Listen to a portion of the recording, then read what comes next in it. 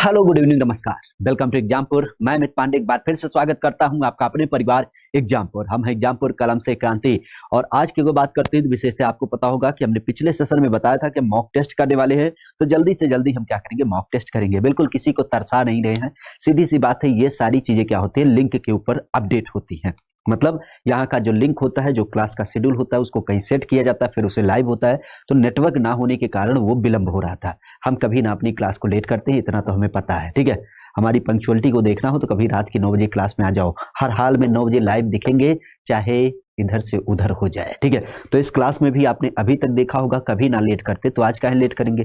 हम अपनी क्लास में पूर्व से मौजूद थे, बस वही था, थोड़ा सा इंटरनेट वगैरह से चीजें चलती हैं, तो इस कारण से थोड़ा समस्या जरूर दिखा। और एक चीज और ध्यान रखिएगा, ये जितने लोग बकैती करते थे पूरी क्लास में, अब सबने देखा होगा कि सबके नाम के आगे क्या बना है, इस तरीके से चिन्ह बना हुआ है, ठीक है। तो अपना अपना नाम देख लीजिए, किसके किसके आगे ये चिन्ह बना है। इसका मतलब इन सारे लोगों को रडार पे रखा गया है। रडार इन द सेंस समझते हो ना, कि आगे से अगर जो आपने कोई भी तुरंत गलत मैसेज किया तो सीधे क्या होगा, आपका कोर्स डीएक्टिवेट कर दिया जाएगा, ठीक है। तो इस चीज को विशेष ध्यान रखिएगा कि आपके नाम के सामने एक आपको गोला टाइप का संरचना दिख रहा होगा।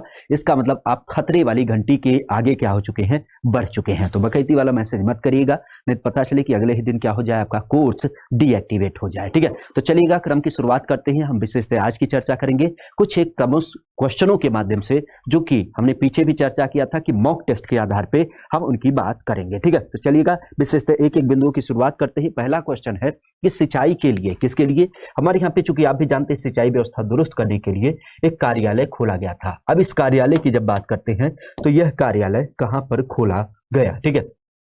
किसके लिए, सिंचाई की जब बात करते हैं तो सिंचाई के लिए पहली बार जो आपका क्या किया गया, पहला कार्यालय खोला गया, वह कार्यालय कहां पर खोला गया, रामपुर के अंतर्गत खोला गया, या फिर सहारनपुर में खोला गया, या फिर आपके बरेली में, या फिर आपके किसके अंतर्गत, खास करके हरिद्वार के अंतर्गत खोला गया, ठीक है। अगर इसकी बात करते हैं, क्लियर।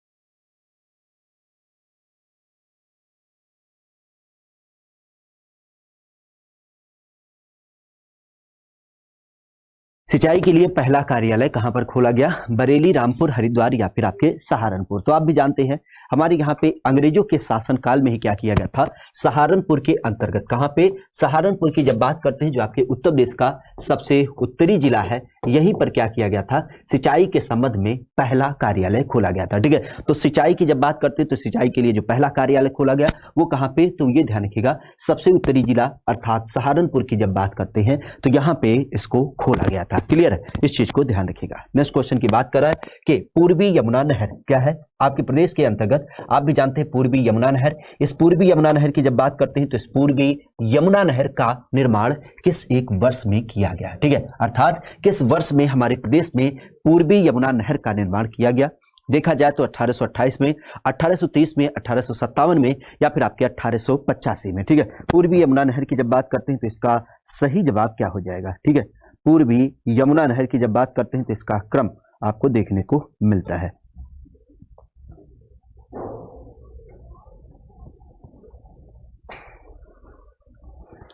पूर्वी यमुना नहर, पूर्वी यमुना नहर की जब बात करते हैं तो पूर्वी यमुना नहर खास करके हमारे प्रदेश में जब देखने मिलता है तो वो देखने को मिलता है, ठीक है। पूर्वी यमुना नहर की जब बात करते हैं तो ये देखने मिलता है, कब खोदा गया, 1828 में, 1830 में, 1885 में, या फिर 1857 में। तो पूर्वी यमुना नहर हम जैसा कि जानते हैं कि ये हमारे प्रदेश की क्या है, ये सबसे पुरानी नहर है। क्या है, आपके प्रदेश की ये सबसे पुरानी नहर है, ठीक है। और सबसे पुरानी नहर होने के साथ अगर देखा जाए तो इसकी खुदाई जो की गई थी वो अंग्रेजों के समय काल में की गई थी। अंग्रेजों के समय काल की जब बात करते हैं तो 1820 से इसकी खुदाई चालू हुई और लगभग 1828 तक क्या हुआ था, इसकी खुदाई हुई थी। तो लगभग 8-10 सालों तक इसे खोदा गया, खास करके पूर्वी यमुना नहर। प्रमुखता से अगर देखा जाए तो ये जो आपका फैजाबाद नाम का लोकेशन होता है, इस फैजाबाद की जब बात करते हैं जो कहां पड़ता है, ये पड़ता है आपके सहारनपुर में। तो फैजाबाद सहारनपुर से ये निकाली गई है, किस नदी के ऊपर आधारित है?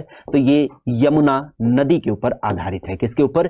यमुना नदी के ऊपर आधारित है। क्योंकि यमुना नदी क्या करती है, यहीं से प्रवेश करती है, तो इस कारण से इस फैजाबाद सहारनपुर से क्या किया गया है, इस नहर को निकाला गया है सन 1828 में। कब? सन 1828 की जब बात करते हैं तो इस टाइम पे आपके प्रदेश की सबसे पुरानी नहर व्यवस्था को प्रमुखता से निकाला गया है। ठीक है, नेक्स्ट क्वेश्चन की बात कर रहा है कि ऊपरी गंगा नहर की जब बात करते हैं तो इस ऊपरी गंगा नहर का निर्माण किस एक वर्ष किया गया? ठीक है, ऊपरी गंगा नहर की जब बात करते हैं तो इस ऊपरी गंगा नहर का निर्माण किस एक वर्ष में किया गया?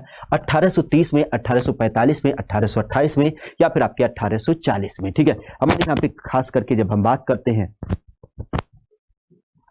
क्लियर, हमारे प्रदेश की जब बात करते हैं तो हमारे प्रदेश में ऊपरी गंगा नहर का निर्माण किस एक वर्ष में प्रमुखता से किया गया?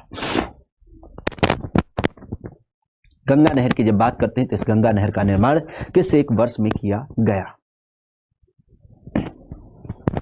और विशेष ध्यान रखिएगा, जब हम बात करते हैं गंगा नहर की आधारित करते हुए तो हमने बताया भी था कि इस नहर को बनाया कब से गया था, तो ये नहर खुदाई गई थी 1840 से, 40 से लेकर के 45-46 तक इसका खुदाई हुआ था। तो इस तरीके से अगर देखा जाए तो ये प्रमुखता से 1840 इसका सही जवाब हो जाएगा। विशेष ध्यान रखिएगा, ऊपरी गंगा नहर की जब बात करते हैं तो ये कहाँ पे देख मिलता है, तो ये सबसे पहली बात तो हरिद्वार की जब बात करते हैं तो इस हरिद्वार से इसको निकाला गया है। प्रमुख अगर देखा जाए तो नाम से ही पता चला है किसके ऊपर आधारित है, तो यह गंगा नदी के ऊपर आधारित है। ठीक है, तो गंगा नदी के ऊपर आधारित करता हुआ हरिद्वार से ऊपरी गंगा नहर प्रमुखता से आपके प्रदेश में क्या की गई है, निकाली गई है। ठीक है, तो गंगा नहर के ऊपर आधारित करते हुए यह नहर व्यवस्था आपको देखने को मिलती है।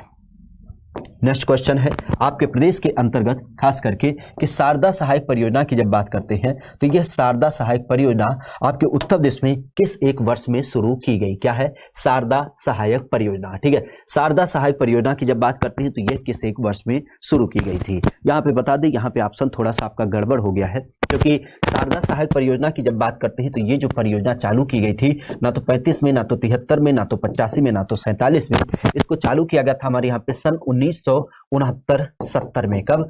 सन 1978-69 की जब बात करते हैं तो इस टाइम पे इसको चालू किया गया था हमारे प्रदेश के अंतर्गत। ठीक है, अगर इसकी बात करते हैं शारदा सहायक परियोजना की, ठीक है, तो ध्यान रखिएगा सन 1978-69 की जब बात करते हैं तो इस टाइम पे शारदा सहायक परियोजना हमारे प्रदेश में बड़े स्तर पे चालू किया गया था। ठीक है, तो इस चीज को ध्यान रखिएगा, शारदा सहायक परियोजना कब? सन 1978-69 में इसको चालू किया गया था। जनरली आप भी जानते हैं शारदा के क्रम में जो अलग अलग प्रकार की नदियां हैं उन नदियों के जल को क्या किया जाता है, इसमें इस्तेमाल किया जाता है। और शारदा सहायक परियोजना की जब बात करते हैं तो आप भी जानते हैं कि ये परियोजना क्या है, ये हमारे प्रदेश के अंतर्गत जब हम बात करते हैं शारदा सहायक परियोजना के क्रम में तो आप भी जानते हैं कि हमारे प्रदेश में क्या होती है, सबसे लंबी नहर व्यवस्था हो जाती है। ठीक है, सबसे लंबी या फिर सबसे बड़ी नहर की जब बात करते हैं तो सबसे बड़ी नहर शारदा सहायक परियोजना के रूप में मिलती है। करीब करीब 12,368 किलोमीटर क्या हो जाती है, इस नहर की आपकी पूरी लंबाई हो जाती है। ठीक है, तो प्रदेश की सबसे बड़ी नहर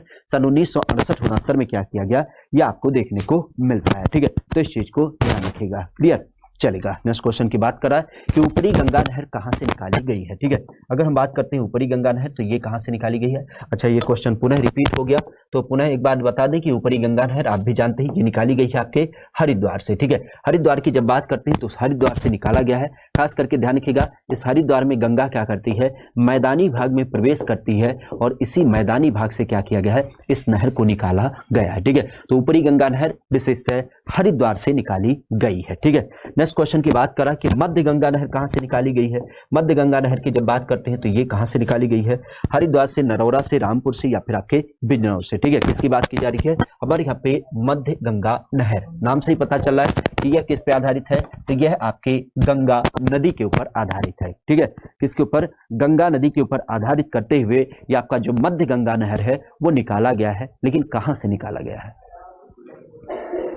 अच्छा, कुछ ऐसा तो नहीं कि मतलब स्पीड कुछ ज्यादा हो जा रही है। ठीक है, ऐसा लगे तो बता दीजिएगा, क्योंकि ऐसा होगा ना, चूंकि आप लोग टाइप कर रहे होंगे सीधे तरीके से तो मतलब टाइम ना मिल पा रहा है, तब तक आंसर आ जा रहा है। क्योंकि यहाँ पे देखो एक चीज बता दें, हमें तो आंसर पता है, ये तो बात क्लियर है, हमें बताना होगा तो हम 5 मिनट में सारे क्वेश्चन करके चले जाएंगे, लेकिन यहाँ पे आपके भी इवेल्युएशन की जरूरत है कि आपने पीछे जो क्लासेज कर रखी हैं क्या उसके आधार पर आपको चीजें रिकॉल हो रही हैं कि ना हो रही हैं। हो सकता हो कि भाई हमने रट लिया हो आंसर, हो सकता है कि हम 1.5 साल से पढ़ा रहे हैं तो हमें चीजें याद भी हैं, कुछ भी हो सकता है। हमारे पीछे ना परेशान होइएगा, बस ये बताइएगा आपका सही चल रहा है कि नहीं। स्पीड अगर जो ज्यादा लग रही है तब भी बताइएगा, स्पीड अगर जो कम लग रही है तब भी बताइएगा। क्यों? क्योंकि यहाँ पे जरूरत है आपके मॉक टेस्ट की, हमारी नहीं, ठीक है। तो इस कारण से अगर जो आपको कोई बिंदु लगता है तो आप जरूर बताएंगे, ठीक है। क्लियर? तो यहाँ पे कोई समस्या हो तो जरूर बताएं। स्पीड कम करें, अच्छा ठीक है, कोशिश। क्लियर? चलिए, तो सबसे पहले बिंदु की बात करते हैं मध्य गंगा नहर। तो ये मध्य गंगा नहर कहाँ से निकाली गई? तो विशेष ध्यान रखिएगा, ये जो मध्य गंगा नहर निकाली गई है वो हमारे प्रदेश में, जहाँ से गंगा क्या करती है, उत्तर प्रदेश में प्रवेश करती है, और ये प्रवेश करती है उत्तर प्रदेश के बिजनौर में, ठीक है। तो मध्य गंगा नहर की जब बात करते हैं तो विशेष ध्यान रखिएगा, ये जो हमारे उत्तर प्रदेश के क्रम में, उत्तर प्रदेश की जब बात करते हैं तो उत्तर प्रदेश में जो गंगा का प्रवेश द्वार है, उत्तर प्रदेश में गंगा का प्रवेश द्वार जो आपको मिलता है, तो उसी गंगा के प्रवेश द्वार की जब बात करते हैं तो उस प्रवेश द्वार अर्थात बिजनौर की जब बात करते हैं तो उस बिजनौर से क्या की गई है, इसको निकाली गई है, ठीक है। तो उत्तर प्रदेश में चूंकि आप भी जानते हैं गंगा नदी क्या करती है, यहाँ पे प्रवेश करती है, तो इस कारण से इसको गंगा नदी का प्रवेश द्वार भी माना जाता है, और इसी बिजनौर से क्या किया गया, मध्य गंगा नहर आपकी निकाली गई है। क्लियर है? तो इस चीज को ध्यान रखिएगा। क्लियर? नेक्स्ट क्वेश्चन की बात करा कि निचली गंगा नहर कहां से निकाली गई है, ठीक है। क्या करा है, निचली गंगा नहर की जब बात करते हैं तो यह कहां से निकाली गई। अब एक बिंदु आपका क्लियर हो जाना चाहिए कि नहरों की जब बात करते हैं तो हमारे यहाँ पे 3 नहर प्रमुख रूप से जो कि गंगा नदी के ऊपर निकाली गई हैं, और जिसके बारे में हमने पूर्व में भी चर्चा किया था, यहाँ पे भी एक बार चर्चा करना चाहेंगे। खास करके आप भी जानते हैं जब नहरों की जाल की बात करते हैं तो सबसे पहला नहर जो आपको देख मिलता है यहाँ पर, दूसरे की जब बात करते हैं जो आपको देख मिलता है यहाँ पे, और तीसरे की जब बात करते हैं जो देख मिलता है यहाँ पे। नहरों की अगर बात करते हैं तो नहरों के नाम क्रम से क्या होते हैं, तो नहरों के नाम जो क्रम से होते हैं, पहली तो होती है आपके हरिद्वार से, और हरिद्वार से जो निकाली जाती है उसको क्या बोलते हैं, इसको हम चूंकि ऊपर है तो इस कारण से इसको ऊपरी गंगा नहर कहते हैं, ठीक है।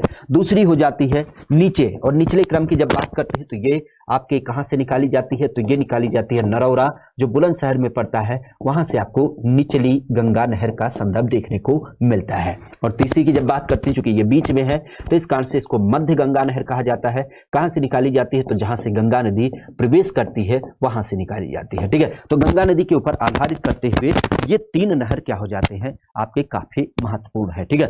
गंगा नदी के ऊपर आधारित करते हुए इन 3 नहरों की जब बात करते हैं तो 3 नहर काफी महत्वपूर्ण होते हैं। हरिद्वार में ऊपरी नहर, मध्य नहर की जब बात करते हैं तो बीच में आपकी होती है बिजनौर से, और सबसे नीचे होती है निचली जो कि आपके नरौरा बुलंदशहर से निकाली गई है। तो यहाँ पे बात किया गया है कि इसको आधारित करते हुए निचली गंगा नहर को, तो ध्यान रखिएगा ये नरौरा से निकाली गई है, क्योंकि नरौरा की अगर बात करते हैं तो ये पड़ता आपके कहाँ पे, ये पड़ता आपके बुलंदशहर में, ठीक है। तो बुलंदशहर की अगर बात करते हैं तो इस बुलंदशहर नरौरा से विशेषतः निचली गंगा नहर निकाली गई है, ठीक है। क्या किया गया है, निचली गंगा नहर की जब बात करते हैं तो ये नरौरा बुलंदशहर से प्रमुखता से आपकी निकाली गई है, ठीक है। नेक्स्ट क्वेश्चन है कि राम गंगा नहर, इस राम गंगा नहर की जब बात करते हैं तो राम गंगा नहर किस एक वर्ष में बनाई गई, ठीक है। राम गंगा नहर की जब बात करते हैं तो यह किस वर्ष में बनाई गई है, क्या 1975 में, 1920 में, 1935 में, या फिर आपके 1955 में, ठीक है।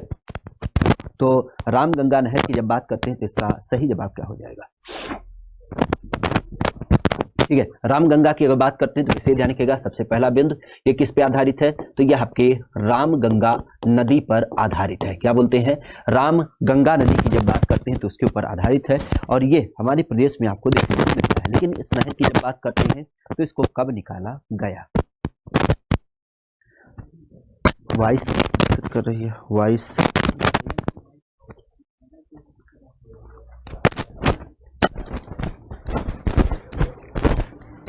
इस माइक का परमानेंट कुछ सॉल्यूशन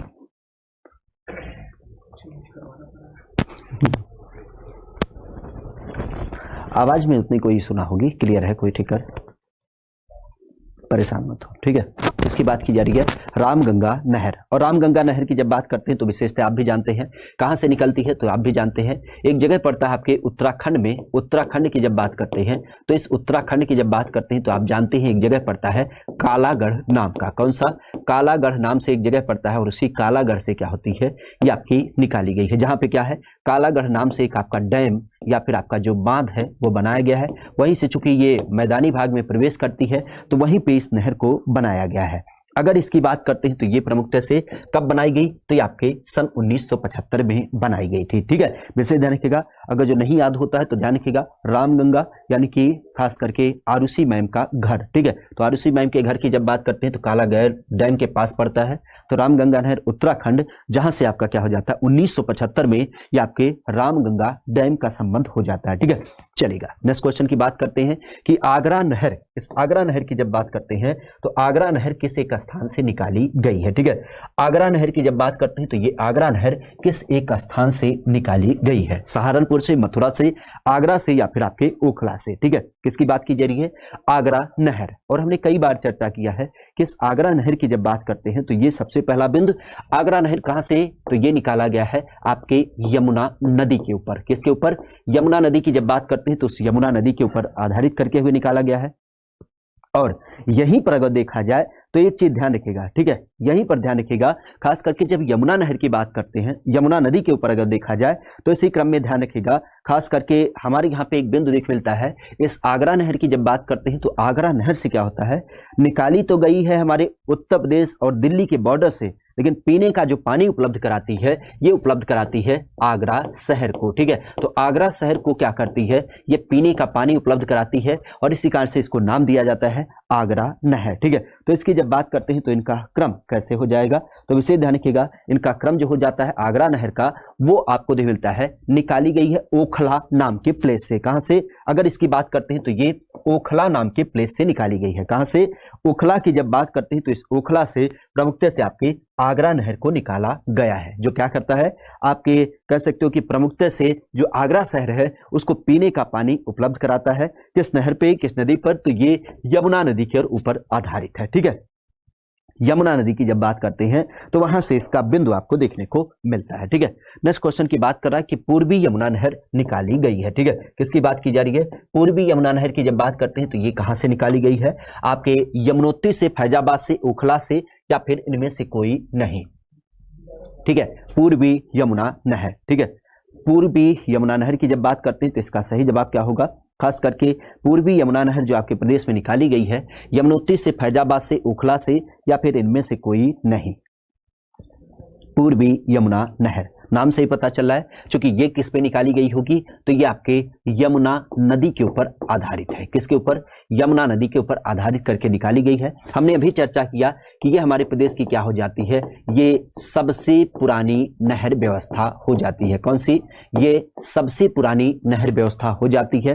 प्रमुखता से अगर देखा जाए तो इसका जो निर्माण किया गया था वो सन 1828 वगैरह में किया गया था। ठीक है, अंग्रेजों के समय काल में भी क्या किया गया था, 1820 से लेकर के 1820 से लेकर के 1828 तक इसकी खुदाई वगैरह कर दिया गया था। अब अगर जो इसकी बात करते हैं तो ये कहां से निकाली गई है, तो आप भी जानते हैं एक जगह पड़ता है फैजाबाद, और इस फैजाबाद की जब बात करते हैं तो ये कहां पड़ता है, ये पड़ता है आपके सहारनपुर जिले में। ठीक है, सहारनपुर की जब बात करते हैं जहां पे क्या होता है, यहां पे आपके यमुना नदी क्या करती है, आपके प्रवेश करती है। ठीक है, तो कह सकते हो कि यमुना नदी का प्रवेश द्वार जो होता है उसी प्रवेश द्वार से संबंधित होता है आपका सहारनपुर। ठीक है, सहारनपुर यमुना नदी का प्रवेश द्वार होता है, एग्जैक्ट लोकेशन फैजाबाद के नाम से है, और वहीं से क्या होती है आपकी पूर्वी यमुना नहर निकाली गई है, जो कि हमारे प्रदेश का सबसे पुराना नहर होता है। 1828 में इसको कह सकते हो कि 1800, हालांकि 1820 से लेकर के 28, 30 जो भी आपको दे मिले दोनों सही है, इसमें कोई इतना संशय नहीं है। ठीक है, 1830 लिखाया है, कोई दिक्कत ना, 1830 ही आप याद रखें। ठीक है, क्लियर है, वो समय काल है, एक समय काल जो है वो आपका इस तरीके से 20 में इसकी खुदाई चालू हुई थी। ठीक है, 1820 में इसकी खुदाई चालू हुई, लगभग 8-10 साल लगे, तो कहीं कहीं पे आपको 28 देखने मिलेगा, कहीं कहीं पे आपको 30 देखने मिलेगा। ठीक है, तो इतना परेशान मत हो। क्लियर है, क्लियर, दोनों इसमें सही हो जाएंगे, परेशान मत हो। ठीक है, नेक्स्ट अगर जो देखा जाए कि पूर्वी यमुना नहर का निर्माण किसके द्वारा कराया गया, चूंकि आप भी जानते हैं सबसे पुरानी नहर व्यवस्था है, और सबसे पुरानी नहर व्यवस्था के अंतर्गत खास करके आप भी जानते हैं कि एक व्यक्ति के द्वारा इसका निर्माण कराया गया था। हालांकि अंग्रेजों ने भी इसका निर्माण कराया है, लेकिन अंग्रेजों के अलावा भी इसका निर्माण किसी एक व्यक्ति के द्वारा कराया गया, तो वह कौन सा व्यक्ति है, अकबर, औरंगजेब, शाहजहां या फिर तुगलक, किसके द्वारा इस नहर व्यवस्था को खुदवाया गया था। नहर की जब बात करते हैं तो इस नहर को किसके द्वारा प्रमुखता से खुदवाया गया,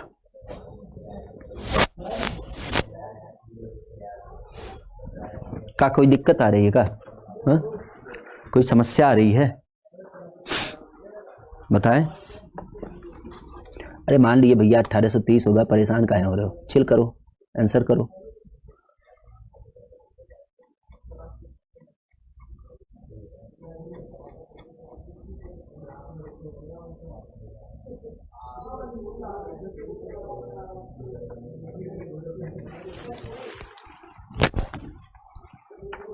यहां तक कोई दिक्कत?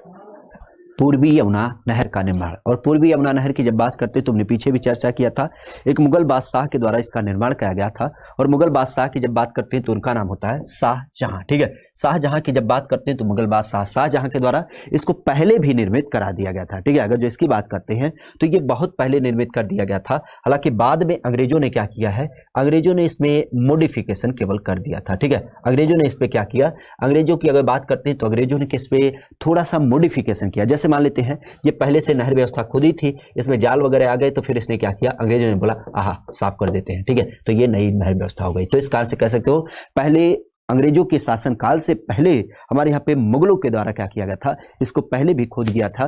करीब करीब आपके 1711 1719 के करीब में ही क्या होता, इसकी खुदाई वगैरह कर दी गई थी। ठीक है, तो ध्यान रखिएगा शाहजहां के द्वारा पूर्वी यमुना नहर की खुदाई कर दी गई थी। ठीक है, उत्तर प्रदेश में सबसे बड़ी नहर प्रणाली कौन सी है? ठीक है, देखा जाए तो उत्तर प्रदेश की सबसे बड़ी नहर प्रणाली कौन सी हो जाती है, और इसकी जब बात करते हैं तो इसका सही जवाब होगा आपके प्रदेश के अंतर्गत, खास करके देखा जाए तो आपके ऊपरी गंगा नहर के रूप में, या फिर आपके उत्तर प्रदेश में देखा जाए तो आपका शारदा नहर के रूप में, या फिर आपका निचली गंगा रूप में, या फिर पूर्वी यमुना के रूप में। ठीक है, तो इसका सही जवाब क्या हो जाएगा?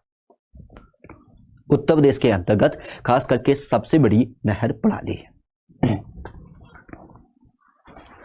सबसे बड़ी नहर प्रणाली। ठीक है, सबसे बड़ी नहर प्रणाली की जब बात करते हैं तो उसका नाम क्या देखने को मिलता है? सबसे बड़ी नहर प्रणाली। ठीक है, इसका सही जवाब क्या हो जाएगा? नहरों के अंतर्गत आप भी जानते हैं नहर प्रणाली का जो संबंध होता है उसमें सबसे बड़ी नहर प्रणाली। ठीक है, सबसे बड़ी नहर प्रणाली की जब बात करते हैं तो उसका सही जवाब क्या हो जाएगा?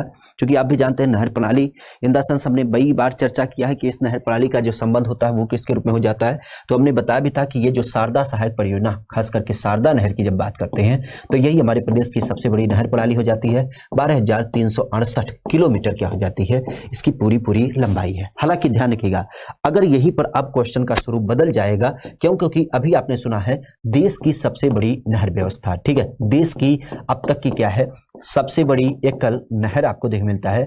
और सबसे बड़ी नहर की अगर बात करते हैं तो सबसे बड़ी नहर जो देश की एकल नहर व्यवस्था है उसका क्रम क्या हो जाता है, तो ये ध्यान रखिएगा। आप भी जानते हैं 6,623 किलोमीटर लंबी नहर है और जिसका नाम है सरयू सहायक परियोजना। क्या नाम है? सरयू सहायक परियोजना। और इस सरयू सहायक परियोजना की जब बात करते हैं तो पीछे ही हमने चर्चा किया था और पुनः इसको याद दिला दें कि इस परियोजना की जब बात करते हैं तो ये उत्तर प्रदेश के क्रम में करीब करीब 9 जिलों को लाभान्वित करेगा, जिसमें 5 अलग अलग नदियों के जल क्या होंगे, इसमें सम्मिलित होंगे, अर्थात 5 नदियों के जल को इसमें यूज किया जाएगा। और इस योजना की जब बात करते हैं तो करीब करीब 9500 करोड़ रुपए, कितना 9500 की 9300 करोड़ रुपए क्या किए गए हैं, इसमें आपका कहीं न कहीं इस्तेमाल किया गया है। ठीक है, तो इस चीज को भी ध्यान रखिएगा।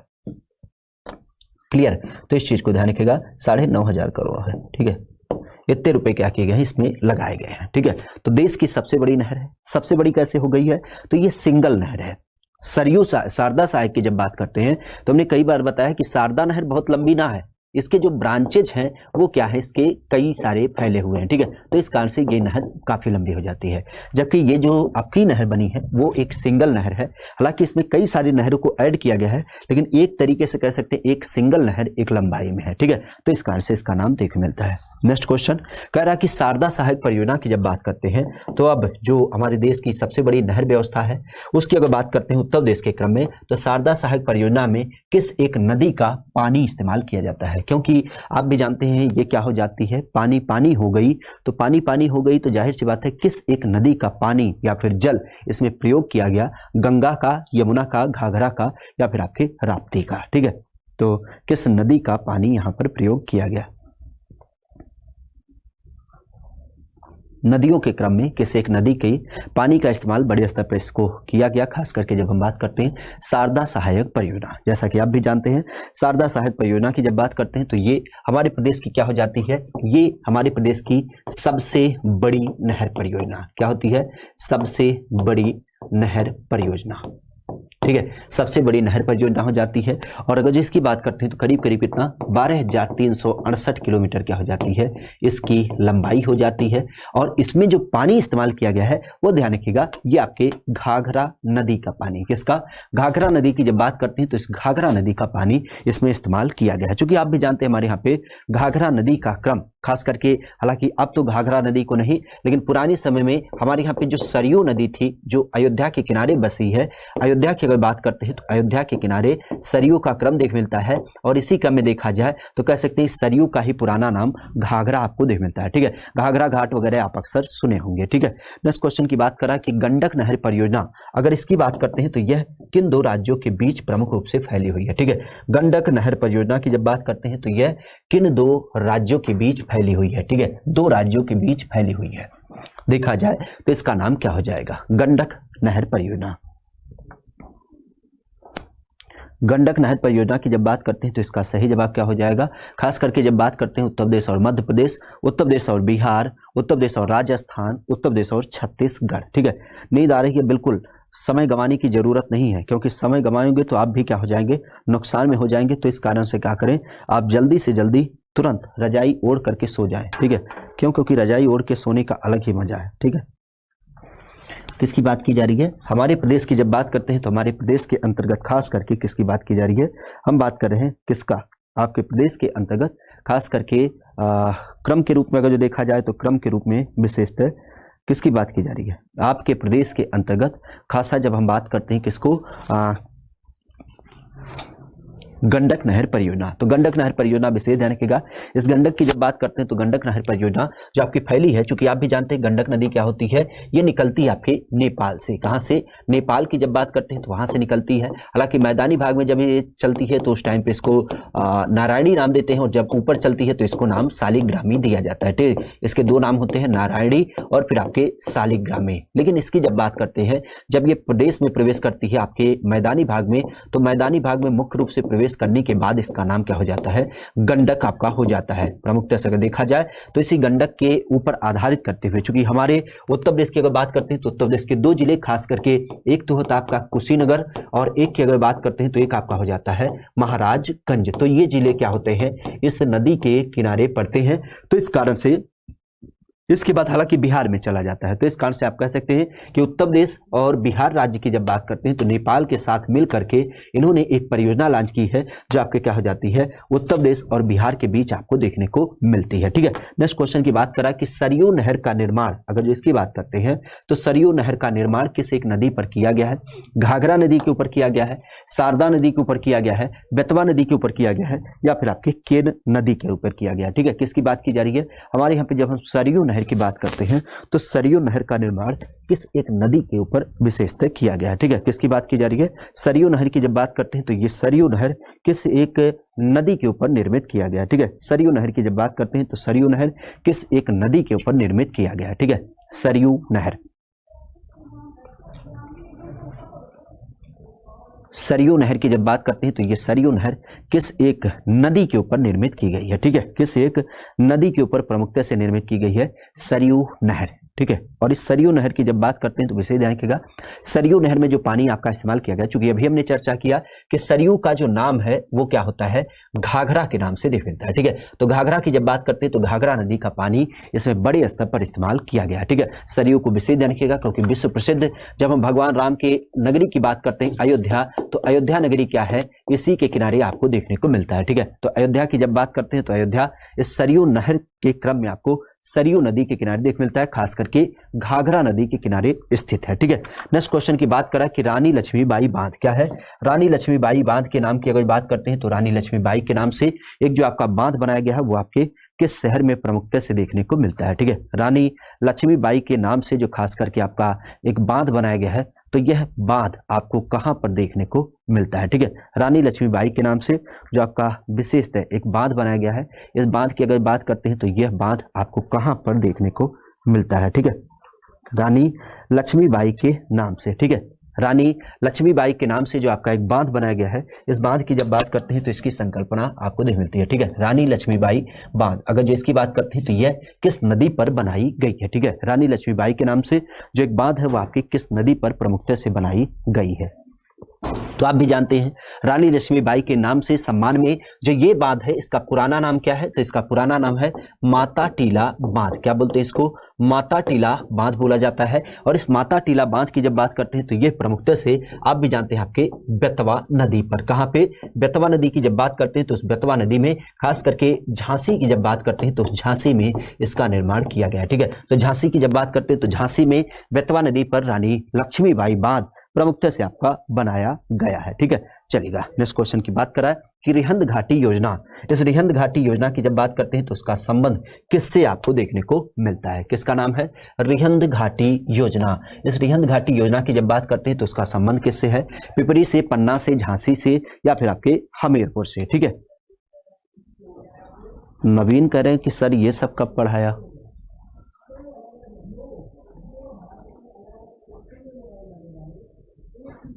उस दिन नहीं सुने थे ना, बोले थे धरतियां फाड़ देते।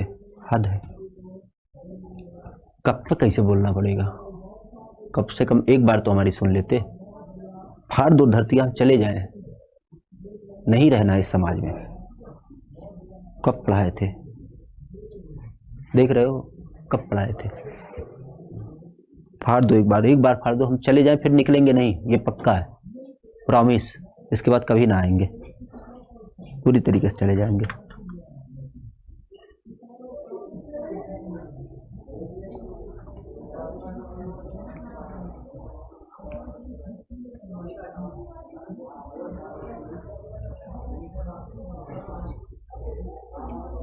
यहाँ पे इसका सही जवाब क्या होगा? रिहंद घाटी योजना की जब बात करते हैं तो रिहंद घाटी योजना, विशेषतः ध्यान रखिएगा, हमारे यहाँ पे अगर देखा जाए तो रिहंद घाटी योजना का जो संबंध होता है वो हमारे प्रदेश में देख मिलता है। आप जानते भी होंगे कि ये सबसे पहली बात किसके ऊपर आधारित है? तो ये आपके रिहंद नदी के ऊपर आधारित है। किसके ऊपर?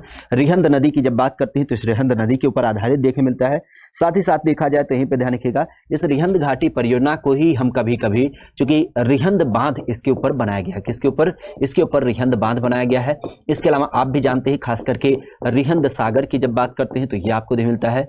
और रिहंद सागर के क्रम में अगर देखा जाए, हालांकि इनका नाम भी ध्यान रखिएगा, जब हम रिहंद बांध की जब बात करते हैं तो रिहंद बांध का नाम आज के क्रम में क्या कर दिया गया है? गोविंद बल्लभ पंत बांध कर दिया गया। क्या है? गोविंद बल्लभ पंत बांध इसका नाम कर दिया गया है। ठीक है, तो गोविंद बल्लभ पंत बांध इसका नाम आज देख मिलता है। और इसकी जब बात करते हैं तो यहां पर ध्यान रखिएगा, जो आपका रिहंद बांध होता है उस रिहंद बांध का भी नाम चेंज कर दिया गया है। सॉरी, इसे रिहंद सागर की जब बात करते हैं तो रिहंद सागर का नाम चेंज कर दिया गया है। इसका नाम अब आपको गोविंद सागर देख मिलता है। और गोविंद सागर की जब बात करते हैं तो ये चूंकि आपके यही पंडित गोविंद बल्लभ पंत की जब बात करते हैं, जो हमारे उत्तर प्रदेश के क्या हो जाते हैं, कहीं ना कहीं कह सकते हो कि प्रदेश के पहले मुख्यमंत्री होते हैं। ठीक है, प्रदेश के अंतर्गत देखा जाए तो प्रदेश के अंतर्गत जो आपके पहले मुख्यमंत्री थे तो उनके सम्मान में ये आपका रिहंद सागर बनाया गया है, जो कि आपको कृत्रिम सागर के रूप में भी देख मिलता है। किसके रूप में? कृत्रिम सागर की जब बात करते हैं तो उसके रूप में आपको देखने को मिलता है। विशेष ध्यान रखिएगा, सबसे पहली बात ये आती है कि कहां पे स्थित है, तो ये स्थित आपके सोनभद्र जिले में। ठीक है, सोनभद्र जिले की जब बात करते हैं तो वहां पे एक जगह पड़ता है पिपरी नाम से। ठीक है, पिपरी की जब बात करते हैं तो ये पिपरी आपके सोनभद्र में पड़ती है और वहीं से आपका संबंधित हो जाता है यह आपका रिहंद घाटी परियोजना। रिहंद घाटी में कह सकते हो कि क्या होती है, बहुत सारी चीजें होती हैं। जैसे अगर देखा जाए तो यहाँ पे आपका एक झील बनाया गया है। झील के अलावा यहाँ पे क्या होता है, बिजली का उत्पादन किया जाता है। बिजली उत्पादन के अलावा देखा जाए तो पीने का पानी उपलब्ध होता है। साथ ही साथ यहाँ पे अगर देखा जाए तो नहर व्यवस्था निकाली गई है। तो कह सकते हैं कि ये मल्टी मॉडल टर्मिनल के रूप में आपको देख मिलता है। मल्टीपर्पज यूज के लिए इसका इस्तेमाल किया गया है, जहां से क्या होते हैं, अलग अलग आइटम आपको देखने को मिलता है। ठीक है, तो इस चीज को ध्यान रखिएगा यार, कि कोई इसे समझा दो, ये टॉपिक ना हुआ है, हद है पूरी तरीके से। कहां से चले आए हो? टॉपिक हो गया भाई, अब तुम ना पढ़ो तो हम क्या करें? पहले ये बताओ, ये टॉपिक हुआ है कि नहीं हुआ है? नहर हमने पढ़ाई है?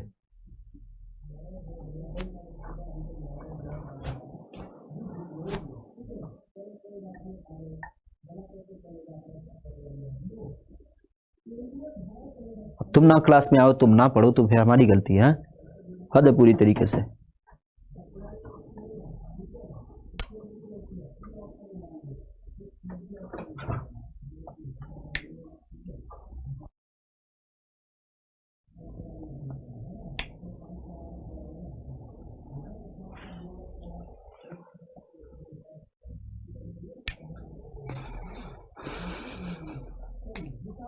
चलिए, तो हो गया, तब का दिक्कत है।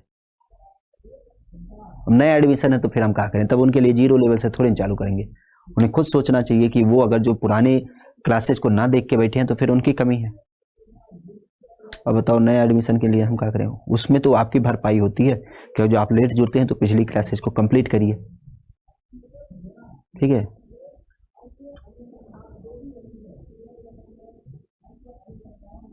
चलो, नेक्स्ट अगर जो देखा जाए तो आपके सामने नेक्स्ट क्वेश्चन है कि केन नहर परियोजना।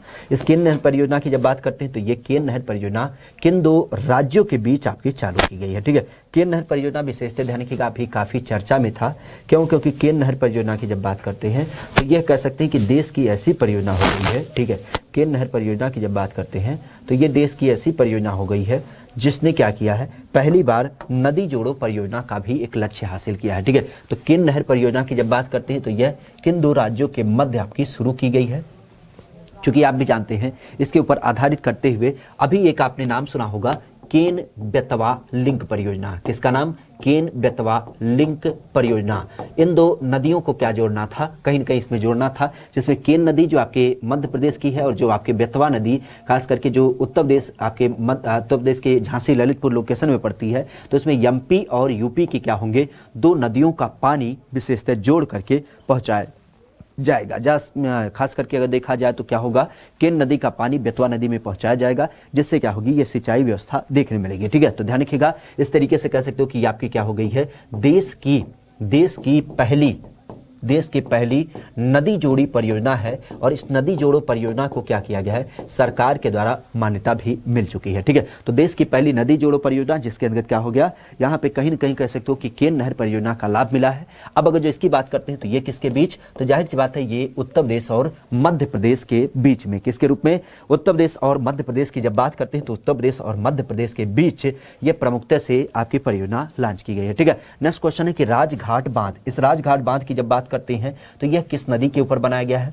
प्रमुखता से अगर देखा जाए तो बेतवा नदी, यमुना नदी, गंगा नदी या फिर आपके सरयू नदी, ठीक है।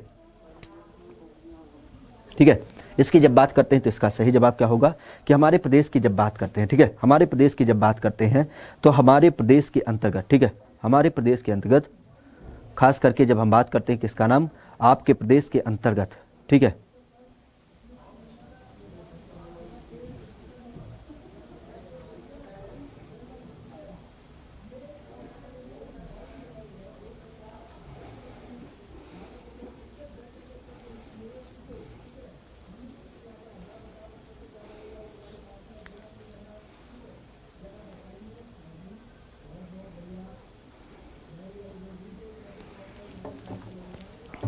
किसकी बात की जा रही है, हमारे प्रदेश में राजघाट बांध। और राजघाट बांध की जब बात करते हैं तो आप भी जानते हैं बड़े स्तर पे झांसी की जब बात करते हैं तो उसी झांसी में खास करके बेतवा नदी के ऊपर, ठीक है, बेतवा नदी की जब बात करते हैं तो उसमें राजघाट बांध का नाम आपको प्रमुखता से देखने को मिलता है। प्रमुख ध्यान रखिएगा, यहीं पर आपने अभी सुना माता टीला बांध का नाम, क्या नाम, माता टीला बांध की जब बात करते हैं तो माता टीला बांध, जिसका नाम रानी लक्ष्मीबाई के नाम से हो जाता है। किसके नाम पे, रानी लक्ष्मीबाई बांध की जब बात करते हैं तो उसके नाम से देख मिलता है। इसके अलावा देखा जाए तो यहीं पे ध्यान रखिएगा सुकमा डुकमा बांध, क्या नाम होता है, सुकमा डुकमा बांध की जब बात करते हैं तो उसका नाम भी यहीं पर आपको मिलता है। साथ ही ये जो आपका राजघाट बांध होता है तो इस राजघाट बांध का संबंध हो जाता है। बाकी अगर देखा जाए तो आपका परीक्षा डाम, ठीक है, परीक्षा बांध की जब बात करते हैं तो ये भी आपको यहीं पर देखने मिलता है, ठीक है। एक चीज ध्यान रखिएगा, हमारे प्रदेश के अंदर देखा जाए तो एक शहर होता है जिसका नाम है ललितपुर, ठीक है। तो ललितपुर की जब बात करते हैं तो इस ललितपुर को एक उपाधि दी गई है, क्या नाम दिया गया है, तो ललितपुर की जब बात करते हैं तो इस इस ललितपुर को हमारे पूरे एशिया में क्या कहा जाता है, एशिया के अंतर्गत इसको बांधों का शहर कहा जाता है। ठीक है, आप वाला शहर नहीं, आप वाला तो होता है तारों का शहर, इसको बांधों का शहर कहा जाता है। ठीक है, तारों का शहर नहीं, विशेष ध्यान रखिएगा। डैम सिटी ऑफ इंडिया की जब बात करते हैं, भारत में तारों के शहर की जब बात करते हैं तो तारों का शहर क्या हो जाता है, या आपका ललितपुर हो जाता है, जहां पे बड़े स्तर पे आपके क्या होते हैं, बांध वगैरह बनाए गए हैं। ठीक है, तो इस चीज को ध्यान रखिएगा, ललितपुर आपके क्या हो जाता है, तारों का शहर आपको देखने को मिलता है। ठीक है, चलेगा नेक्स्ट क्वेश्चन की बात करते हैं आपके लिए कि आगरा बैराज की जब बात करते हैं तो इस आगरा बैराज से किस एक शहर को पीने का पानी उपलब्ध होता है। ठीक है, आगरा बैराज की जब बात करते हैं तो इस आगरा बैराज को प्रमुखता से किस एक शहर को पीने का पानी उपलब्ध होता है, ओखला, आगरा, गाजियाबाद या फिर आपके मथुरा को। ठीक है, इसका सही जवाब क्या हो जाएगा,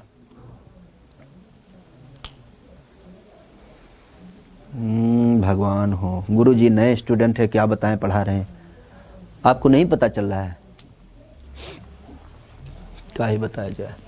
ये क्लास ऐसी क्लास है, इस क्लास को पढ़ने के बाद आपको जीवन में कुछ ना पढ़ने की जरूरत पड़ेगी, क्योंकि ये आध्यात्मिक की क्लास चल रही है, जहाँ पे ये सिखाया जाता है कि सुबह उठने के बाद योगा कैसा करें और जाहिर सी बात है अपनी दिनचर्या को कैसे सुदृढ़ तरीके से रखें, उसके बारे में हम पूरी तरीके से चर्चा करें। खास करके संस्कृत भाषा के ऊपर आधारित करता हुआ ये प्रमुख क्लास है, जिसमें हम संस्कृत के विषय वस्तु को समझते हुए हिंदी का पूरा परिज्ञान समझेंगे। ठीक है, कोई समस्या विशेष। आगरा बैराज की जब बात करते हैं तो इस आगरा बैराज को किसके रूप में देख मिलता है, एक बार हमसे पूछने से पहले उस पर टाइटल में देख लिया करो ना, किस क्लास में घुसने जा रहे हो। रीजनिंग की क्लास चल रही है, गणित की चल रही है, मैथ की चल रही है, उसे देख लिया करो।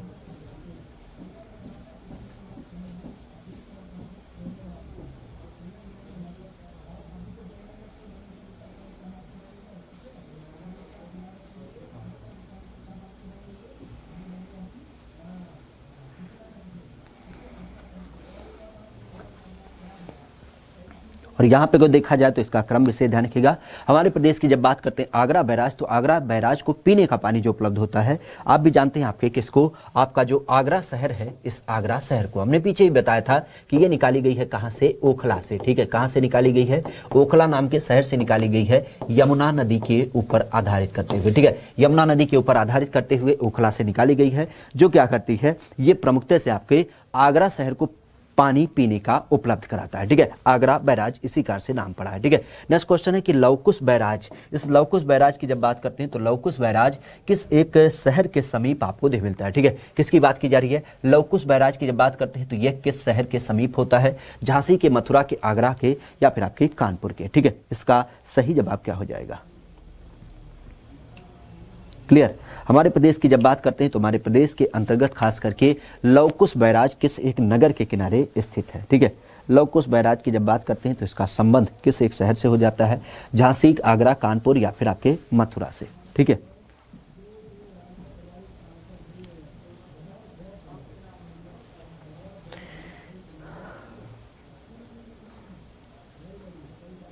और यहाँ पे आप भी जानते हैं जो लवकुश बैराज है, हमने पीछे भी चर्चा किया था कि लवकुश की जो जन्मस्थली है, लवकुश की जन्मस्थली आप विशेषतः जानते हैं, ये जन्मस्थली होती है आपकी बिठूर में। और बिठूर की जब बात करते हैं तो वहाँ पे एक ऋषि का आश्रम पड़ता है, खास करके वाल्मीकि ऋषि का आश्रम। ठीक है, वाल्मीकि ऋषि के आश्रम की जब बात करते हैं तो वहीं पे क्या होता है, आपको विशेषतः देख मिलता है बिठूर का लोकेशन। तो वही बिठूर में चूंकि आपकी क्या होती है, गंगा नदी होती है, तो उसी गंगा नदी के ऊपर आधारित करते हुए ये आपका बैराज बनाया गया है, जो हमारे प्रदेश के खास करके कानपुर शहर को क्या करता है, पीने का पानी उपलब्ध कराता है। तो गंगा नदी के ऊपर आधारित करते हुए बिठूर में खास करके कानपुर जिले के अंतर्गत ये आपका बैराज बनाया गया है, जो कि कानपुर शहर को पीने का पानी उपलब्ध कराता है। ठीक है, नेक्स्ट क्वेश्चन है कि गोविंद बल्लभ पंत सागर बांध क्या है, गोविंद बल्लभ पंत सागर बांध किस एक नदी पर बनाया गया है। ठीक है, गोविंद बल्लभ पंत सागर बांध की जब बात करते हैं तो यह किस नदी पर बनाया गया है। गोविंद बल्लभ पंत की जब बात करते हैं तो आप भी जानते हैं कि यह हमारे प्रदेश के क्या थे, पहले प्रधानमंत्री थे, पहले मुख्यमंत्री थे, और मुख्यमंत्री के सम्मान में क्या किया गया है, ये आपका नाम रखा गया है। ठीक है, तो आपके उत्तर प्रदेश के पहले मुख्यमंत्री थे, तो इन्हीं पहले मुख्यमंत्री गोविंद बल्लभ पंत सागर के नाम से खास करके जो बांध बनाया गया है वो आपको देख मिलता है। अभी हमने देखा था पिपरी के अंतर्गत, कहाँ पे, पिपरी की जब बात करते हैं जो आपके पड़ता है सोनभद्र में। ठीक है, तो इस सोनभद्र के पिपरी में क्या है, ये आपका बांध देख मिलता है। खास करके देखा जाए तो ये कहाँ पे स्थित है, ये आपकी एक परियोजना, जैसा कि हमने नाम भी दिया था, रिहंद नदी, तो इसी रिहंद नदी के ऊपर आधारित संचालित करते हुए ये परियोजना आपको देखने मिलती है। ठीक है, तो उत्तर प्रदेश के रिहंद नदी की जब बात करते हैं तो इस रिहंद नदी के ऊपर आधारित ये आपको गोविंद वल्लभ पंत सागर बांध आपको देखने को मिलता है। ठीक है, नेक्स्ट क्वेश्चन की बात करते हैं कि मेजा जलाशय बांध क्या है। मेजा जलाशय बांध की जब बात करते हैं तो ये मेजा जलाशय बांध किस एक नदी पर आपको देखने मिलता है। ठीक है, मेजा जलाशय बांध किस एक नदी पर आपको देखने मिलता है। बेतवा नदी, धसान नदी, बेलन नदी या फिर आपकी रिहंद नदी। ठीक है, किसकी बात की जा रही है, मेजा जलाशय बांध। ठीक है, किसकी बात की जा रही है, मेजा जलाशय बांध की जब बात करते हैं तो इसको प्रमुखता से कहां पर बनाया गया है, मेजा जलाशय बांध। अगर जो इसकी बात करते हैं तो ये मेजा जलाशय बांध आपके किस नदी पर प्रमुखता से बनाया गया है। ठीक है, मेजा जलाशय बांध अगर जो इसकी बात करते हैं तो यह किस नदी पर बनाया गया है, रिहंद नदी के ऊपर, बेतवा नदी के ऊपर, बेलन नदी के ऊपर या फिर आपके धसान नदी के ऊपर। ठीक है, अगर इसकी बात करते हैं तो इसका सही जवाब क्या हो जाएगा। ठीक है, किस नदी के ऊपर प्रमुखता से क्या किया गया है, ये आपका जो मेजा जलाशय बांध है वो प्रमुखता से बनाया गया। ठीक है, मेजा जलाशय बांध की जब बात करते हैं तो यह किस नदी के ऊपर आपका प्रमुख रूप से बनाया गया है। ठीक है, मेजा जलाशय बांध। ठीक है, मेजा जलाशय बांध, मेजा जलाशय बांध।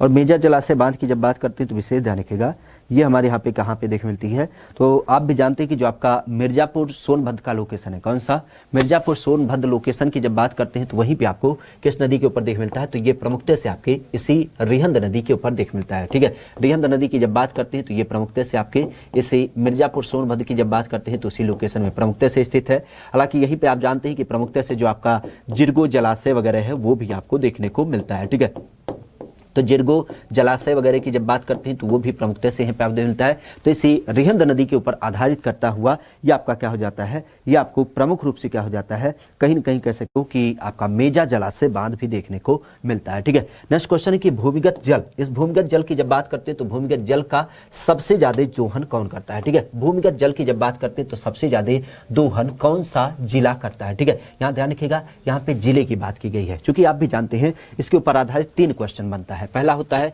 इस भूमिगत जल की जब बात करते हैं तो इसके ऊपर आधारित जब हम किसकी बात करते हैं, शहर की बात करते हैं तो कौन शहर सबसे पहले नंबर पे है। तो अभी एक रिपोर्ट आया था जहां पे हमने जिले की बात की थी कि लखनऊ शहर क्या है जो कि सबसे ज्यादा इसका दोहन करता है। अगर जो हम भंडारण की बात करते हैं, अर्थात भंडारण की बात करें मतलब स्टोरेज पावर की बात करें तो स्टोरेज के रूप में क्या हो जाता है आपका प्रतापगढ़ जिला हो जाता है, जिसके पास क्या है, इसकी स्टोरेज मतलब इसकी कैपेसिटी ज्यादा है। जबकि दोहन के क्रम में देखा जाए तो दोहन के क्रम में जो आपका जिला है उस जिले की जब बात करते हैं तो जिला कौन सा होता है, तो जिले की जब बात करते हैं तो अभी हमने चर्चा किया था कि आगरा जो जिला है वो क्या करता है, ग्राउंड वाटर का इस्तेमाल बड़े स्तर पे करता है। ठीक है, आगरा जिले की जब बात करते हैं तो आगरा जिला बड़े स्तर पे क्या करता है, जो जमीन का पानी होता है, भूगर्भीय जल होता है, ग्राउंड वाटर होता है, तो उसका अधिक मात्रा में दोहन करता है। ठीक है, तो विशेष ध्यान रखिएगा भूमिगत जल का सबसे ज्यादा दोहन आगरा शहर करता है, जबकि लखनऊ शहर जो है वो सबसे ज्यादा दोहन करता है। और दूसरा अगर देखा जाए तो भंडारण मतलब जिसके पास स्टोरेज कैपेसिटी है वो आपके प्रतापगढ़ के रूप में देख मिलता है। ठीक है, नेक्स्ट क्वेश्चन है कि ताज महोत्सव, अगर जो इसकी बात करते हैं तो ये महोत्सव हमारे यहाँ पे मनाया तो जाता है लेकिन किस एक महीने में आयोजित किया जाता है। ठीक है, किस महीने में आपका ताज महोत्सव आयोजित किया जाता है। सबसे पहली बात तो ये ध्यान रखिएगा इस ताज महोत्सव का आयोजन कहाँ होता है, तो ये आपके ताज नगरी आगरा में किया जाता है। आगरा में और भी कुछ लगते हैं, जैसे आप जानते हैं यहाँ पे कैलाश मेला लगता है, कैलाश मेला प्रमुखता से। इसके अलावा देखा जाए तो यहीं पे आप जानते हैं कि राम बारात, ठीक है, राम बारात भी यहीं से निकाली जाती है प्रमुखता से। अगर देखा जाए तो यहीं पे ध्यान रखिएगा आपके बटेश्वर का मेला भी यहीं लगता है और इस बटेश्वर के मेले को हम पशुओं का मेला भी कहते हैं, ध्यान रखिएगा। इसके अलावा अगर देखा जाए तो यहीं पे आपके सुलह कुल महोत्सव की जब बात करते हैं तो यह सुलह कुल महोत्सव भी क्या होता है, यहीं से आपको देख मिलता है। ठीक है, तो आगरा में ये विशेष ध्यान रखिएगा। खास करके अगर जो इसकी बात करते हैं तो ये जो हमारे यहाँ पे बसंत समय काल होता है, खास करके बसंत ऋतु का, तो फरवरी महीने में क्या होता है, ये आपका आयोजन किया जाता है। ठीक है, नेक्स्ट क्वेश्चन की बात करते हैं कि सैयद सालार का मेला, किसका, सैयद सालार के मेले की जब बात करते हैं तो ये आपके प्रदेश में कहां पे लगता है, और सैयद सालार मेले की जब बात करते हैं तो ये लगता है बहराइच में, फतेहपुर सीकरी में, बाराबंकी में, या फिर आपके गोंडा में। ठीक है, तो ध्यान रखिएगा, अगर हम बात करते हैं बाराबंकी की, तो बाराबंकी में हम कई बार चर्चा किए हैं कि यहां पे लगता है देवा शरीफ का मेला, किसका, देवा शरीफ के मेले की जब बात करते हैं तो आपके बाराबंकी के अंतर्गत प्रमुख रूप से देखने को मिलता है। ठीक है, फतेहपुर सीकरी की जब बात करते हैं तो आप भी जानते हैं यहां पे किसका संबंध होता है, तो यहां पे आपको सलीम चिश्ती दरगाह देखने मिलती है, किसकी, सलीम चिश्ती दरगाह की जब बात करते हैं तो सलीम चिश्ती दरगाह आपके फतेहपुर सीकरी में देखने मिलती है। अकबर जिनको क्या करता था, गुरु मानता था। ठीक है, सैयद सालार मेले के बारे में हमने जब चर्चा किया था तो ये बताया था कि इस बिंदु को आप ध्यान रखिएगा, खास करके जब आप अपने दोस्त को बुलाते हैं तो क्या बुलाते हैं, बड़े प्यार से बुलाते हैं, और इस क्रम में बोलते हैं कि ससुरा सुन ना रहा है, बहरा हो गया है। ठीक है, तो इस कारण से दोस्तों के याद के नाम पे खास करके सैयद सालार का मेला आपके बहराइच में प्रमुखता से आयोजित किया जाता है। ठीक है, नेक्स्ट क्वेश्चन है कि हरिदास जयंती आपके जो हर साल आयोजित की जाती है वह कहां पे आयोजित की जाती है। ठीक है, हरिदास जयंती की जब बात करते हैं तो ये हरिदास जयंती आपके मनाई जाती है, लेकिन कहां पर, बनारस में, झांसी में, मथुरा में, या फिर आपके वृंदावन में। ठीक है, तो हरिदास जयंती की जब बात करते हैं तो ये हमारे प्रदेश में कहां पर मनाई जाती है, मथुरा, बनारस, वृंदावन, या फिर झांसी। हरिदास की अगर बात करते हैं तो हमने पीछे भी चर्चा किया था कि ये क्या थे, तानसेन के गुरु थे, किसके, तानसेन के गुरु थे। और साथ ही साथ अगर देखा जाए तो इनका जन्म कहां हुआ था, तो इनका जन्म जो हुआ था वो आपके अलीगढ़ लोकेशन में हुआ था। ठीक है, अलीगढ़ की जब बात करते हैं तो वहां पे इनका जन्म हुआ था, लेकिन बाद में ये चले गए थे वृंदावन में, क्योंकि भगवान कृष्ण के अनन्य भक्त थे, तो इसी कारण से यहीं पर इनकी अंतिम अवस्था प्राप्त होती है। और यही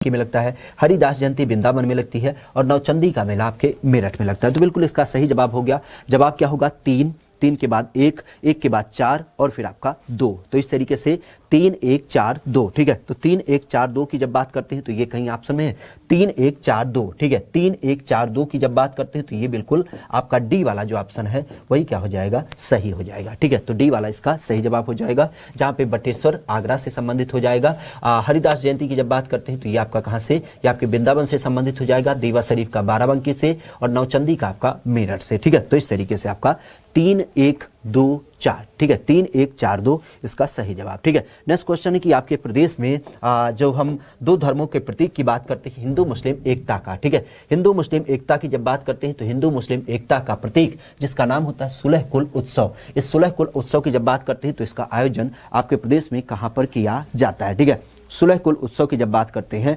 तो यह हमारे प्रदेश में कहां पर किया जाता है, और सुलह कुल उत्सव की जब बात करते हैं तो आप बड़े स्तर पे जानते होंगे इसका आयोजन जो किया जाता है वह किया जाता है, अभी हमने चर्चा किया था आपके ताज नगरी आगरा की। ठीक है, आगरा में चूंकि हमने रिलेट भी करा था, ताजमहल है, ताजमहल को देखने के लिए हिंदू धर्म आता है, मुस्लिम धर्म भी आता है, तो इस कारण से इस आगरा में ही आपको सुलह कुल उत्सव देखने मिलता है, जो कि खास करके हिंदू मुस्लिम एकता का प्रतीक माना जाता है। इसी तरीके से ध्यान रखिएगा, हिंदू मुस्लिम एकता का प्रतीक एक और मेला होता है जिसको नाम देते हैं नौचंदी मेला, हमने पीछे भी चर्चा किया था। ये बड़े स्तर पे क्या होता है, आपके मेरठ में आयोजित किया जाता है, जहां पे देवी के जो 51 शक्तिपीठ हैं उन्हीं शक्तिपीठों में से एक आपके नौचंडी देवी का क्रम होता है, जो कि पुराने समय में अंग्रेज क्या करते थे, लोगों को पकड़ लेते थे। जब कोई मीटिंग वगैरह होती है तो लोग क्या करते थे, इस तरीके से मेले वगैरह का आयोजन करते और वहीं पर आकर के सामने वार्तालाप करते। तो इस तरीके से नौचंदी मेला, जिसको हम क्रांति नगरी के क्रम में जानते हैं, क्योंकि यहाँ पे हिंदू और मुस्लिम जो आपके क्रांतिकारी थे वो इकट्ठे होते थे, तो इस कारण से इसको हिंदू मुस्लिम एकता का प्रतीक भी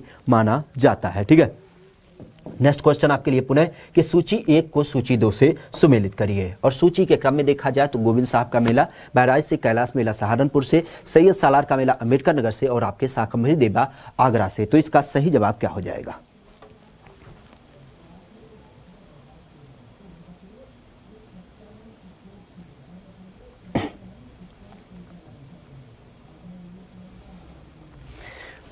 और ध्यान रखिएगा, सूची 1 और सूची 2 को जब सुमेलित करने की बात करते हैं तो सबसे पहला बिंदु जो आता है, हमने कभी चर्चा किया था, कैलाश मेला तो आपके आगरा से, ठीक है। शाकंभरी देवी मेला सहारनपुर से संबंधित हो जाता है। सैयद सालार मेला अभी चर्चा किया कि बहराइच से, और गोविंद साहब मेला आपके अंबेडकर नगर से। तो इस तरीके से आप देख सकते हैं 3 4 1 2 क्या हो जाएगा?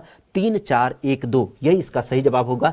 3 4 1 2, ठीक है। 3 4 1 2 की जब बात करते हैं तो वही इसका सही जवाब हो जाएगा, ठीक है। 3 4 1 2 की जब बात करते हैं तो बी वाला ऑप्शन इसका सही हो जाएगा, ठीक है। पुनः आपके सामने सूची है और इस सूची को क्या करिए? सुमेलित करिए। सूची कुछ इस तरीके से है, कह रहा है कि त्योहार और त्योहार के साथ आयोजन स्थल। तो कौन कौन से त्योहार और कौन कौन से आयोजन स्थल आपको प्रमुखता से देख मिलता है? जैसे दे रखा है पशु मेला प्रयागराज में, द्रुपद मेला अंबेडकर नगर, गोविंद साहब मेला बटेश्वर में और माघ मेला आपके बनारस में। तो इसका सही जवाब क्या हो जाएगा?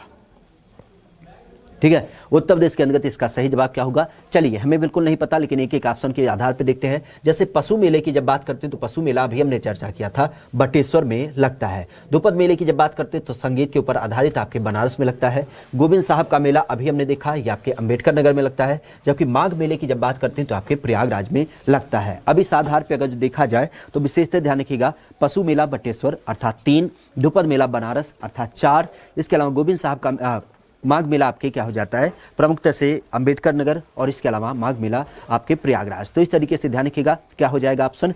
3 4, ठीक है। 3 4 2 1, यही आपका ऑप्शन हो जाएगा। 3 4 2 1 क्या हो जाएगा? 3 4 2 1 की जब बात करते हैं तो यही इसका सही जवाब होगा। ऑप्शन कुछ नहीं है क्या? जानवरों का मेला बटेश्वर, ठीक है। 1 का 3 है, कहीं पे 1 है। द्रुपद मेला अगर जो देखा जाए तो द्रुपद मेला आपके बनारस में आयोजित होता है, ये तो बात क्लियर हो गई। अर्थात बी का 4 कहीं पर नहीं है, इसका मतलब ऑप्शन में गड़बड़ी है। तो हम ऑप्शन को नोट कर लेते हैं, 3 और 3 के बाद आपका 4। गोविंद साहब के मेले की जब बात करते हैं तो आपके अंबेडकर नगर, अर्थात आपका क्या हो जाएगा? सी का 2। और फिर माघ मेले की जब बात करते हैं तो आपके प्रयागराज, अर्थात इसका क्या हो जाएगा? 1, ठीक है। तो इस तरीके से 3 4 2 1 इसका सही जवाब हो जाएगा। 3 4 2 1 आपका कोई ऑप्शन नहीं है, तो इस कारण से हम ऑप्शन ना बल्कि इस तरीके से एक सही जवाब कर लेंगे, ठीक है। ऑप्शन कभी कभी इधर उधर हो जाते हैं तो उसके पास इतना परेशान ना हो, ठीक है। विशेषतः 3 4 2 1 इसका सही जवाब होगा, ठीक है। नेक्स्ट क्वेश्चन है कि शाकंभरी देवी का मेला, और इस शाकंभरी देवी मेले की जब बात करते हैं तो वो आपके प्रदेश में कहां पर आयोजित किया जाता है? ठीक है, बनारस में, विंध्याचल में, मेरठ में या फिर आपके सहारनपुर में, ठीक है। शाकंभरी देवी का मेला आपके प्रदेश में अगर जो आयोजित किया जाता है तो ये आपके प्रदेश में कहां पर आयोजित किया जाता है? ठीक है, ये देखो इतने में अभी कितने क्वेश्चन है? बहुत है, परेशान ना हो, ठीक है। 55 क्वेश्चन है, ठीक है, 55 क्वेश्चन है। 32 अभी हो गया है, जल्दी जल्दी इसीलिए खींच रहे हैं, खत्म हो जाए। अरे बाप रे बाप, आप ये बता दें ये क्लास कब से चल रही है? बहुत गंभीर विषय है और इस विषय को जानने के लिए पूछता भारत कि ये क्लास कब से चल रही है। देखते हैं आने वाले सत्र में, खास करके जब आपका विंटर सेशन आएगा तो उसमें हम सदन के अंतर्गत कोशिश करेंगे कि इसके ऊपर एक प्राइवेट बिल लाया जाए और आपको पूरी तरीके से, चूंकि पूछता भारत कि ये क्लास कब से चल रही है, तो उसका में पूरे भारत की जानकारी के लिए हम पूरी तरीके से एक विशुद्ध तरीके से क्या करेंगे, राजपत्र में इस घोषणा को प्रस्तुत करेंगे कि आखिर ये क्लास कब से चल रही है। हालांकि केवल चुप्पे से बता रहे हैं, किसी को बताइएगा ना, ये क्लास 3:30 बजे से चलती है, 3:30 से 5 बजे चलती है, बाकी किसी को ना बताइएगा, नहीं तो पता चल जाएगा तो लोग भी आ जाएंगे इस क्लास में, ठीक है। तो उस क्रम में हम जब बिल पास करेंगे तो राष्ट्रपति की सहमति के अनुसार इसको हम राजपत्रित कराते घोषणा पत्र में लिखा देंगे और फिर आपको पता चल जाएगा ये क्लास कब से चल रही है, ठीक है। ठीक है, तो इस चीज को ध्यान रखिएगा। क्लियर?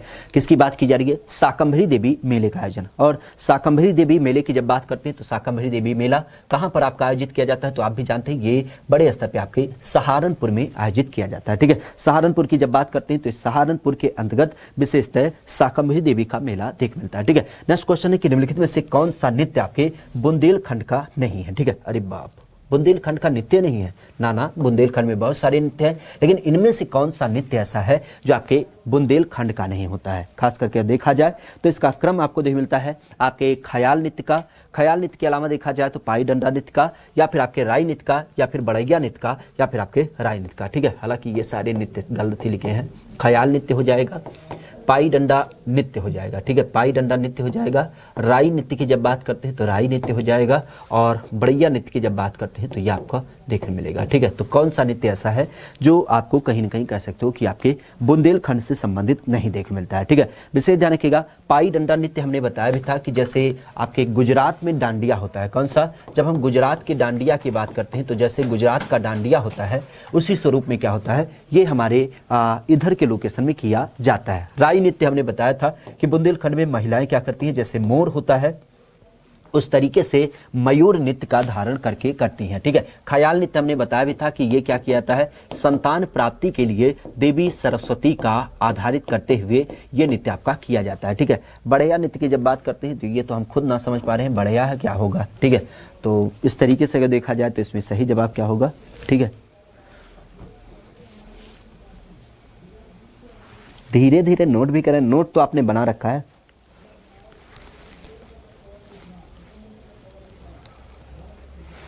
नोट तो आपने बना रखा, तो इसमें कहीं परेशान हो।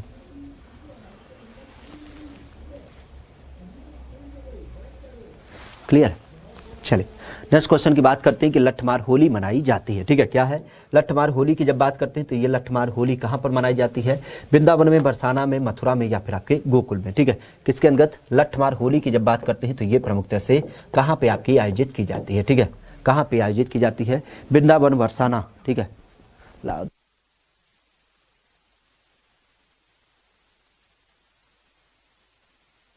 लठमार होली वृंदावन, बरसाना, गोकुल, या फिर आपके मथुरा में। ठीक है,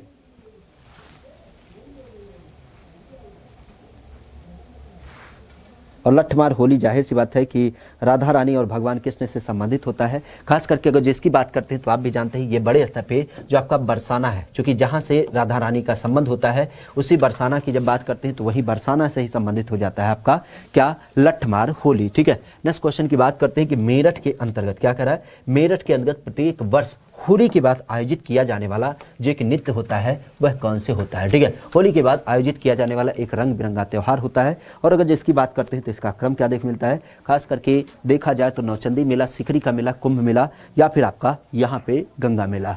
चेस, ठंडी है, ठंडी में चाय पीना चाहिए, मजा आ जाता है। ठीक है, किसकी बात की जा रही है, हमारे यहाँ पे देखा जाए तो इसका सही जवाब क्या हो जाएगा।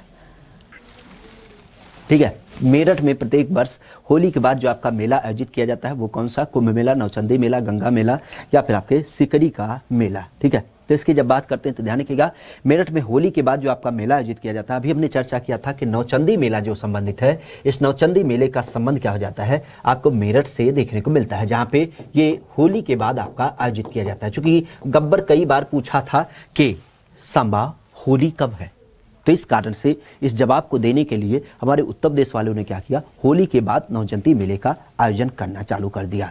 प्रमुखता से देखा जाए तो एक चीज ध्यान रखिएगा, यहीं पे आपको एक बसंत पंचमी का नौचंदी मेला देख मिलता है। किसका, बसंत पंचमी का एक आपको नौचंदी मेला देख मिलता है। और इस नौचंदी मेले की जब बात करते हैं तो वो कहां से संबंधित है, तो ये आपको लखनऊ से संबंधित देख मिलता है। कहां से, लखनऊ की जब बात करते हैं तो इस लखनऊ से देखने को मिलता है बसंत पंचमी का लखनऊ का मेला। ठीक है, तो इस चीज को ध्यान रखिएगा, खास करके मेरठ में आपका नौचंदी मेला जो कि होली के बाद आयोजित किया जाता है, बाकी आपका ये जो लखनऊ का आपका बसंत पंचमी का मेला है ये अलग हो जाता है। ठीक है, चलिएगा नेक्स्ट क्वेश्चन आपके लिए पुणे की सूफी संत क्या करा, हमारे यहाँ पे सूफी संत वारिस की जब बात करते हैं तो उनके उर्स पर क्या होता है, एक मेला लगता है देवा बाराबंकी में। तो यह मेला कौन सा होता है, निजामुद्दीन औलिया का, वारिस अली की, सलीम अली की, या फिर मोइनुद्दीन चिश्ती की। ठीक है, इसका सही जवाब क्या होगी। अच्छा, रूपा आई थी, हमें ना पता है एक्चुअली, गुज्जर जब से उसे उठा के ले गया ना तब से रूपा का पता नहीं चल रहा है। हालांकि हम तो सोच रहे हैं कि रूपा जल्दी से मिल जाए, नहीं तो पता चलेगा कि वो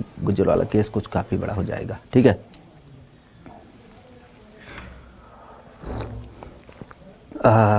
अरे बिल्कुल भैया, आज तो पार्टी है दबा के। हाँ, लेकिन पार्टी कहाँ से हो पाए, ये आपको भी पता होना चाहिए क्योंकि कोविड का केस चल रहा है, तो इसमें बहुत सारे लोग इकट्ठे ना हो सकते हैं। वही है 10-20 लोग। तभी आपने देखा होगा कि रात में जब बर्थडे विश किया जा रहा था, मतलब केक कटिंग वगैरह, तो कहाँ ज़्यादा लोग थे, गिनती के वही 10-20 लोग रहे होंगे। और जनरली आपने देखा होगा एक पद्धति भी है कि जब इनका बर्थडे होता है तो कहीं बाहर जाते हैं लोग। आपकी बार ऐसा सीन हुआ कि दिल्ली से ना कोई निकल पा रहा है, बाहर जाने की बात ही ख़त्म है। हालांकि शायद केक कटिंग वटिंग है, खाना पीना है, ऐसी बात ना है, लेकिन वही है थोड़ा सा लेट है,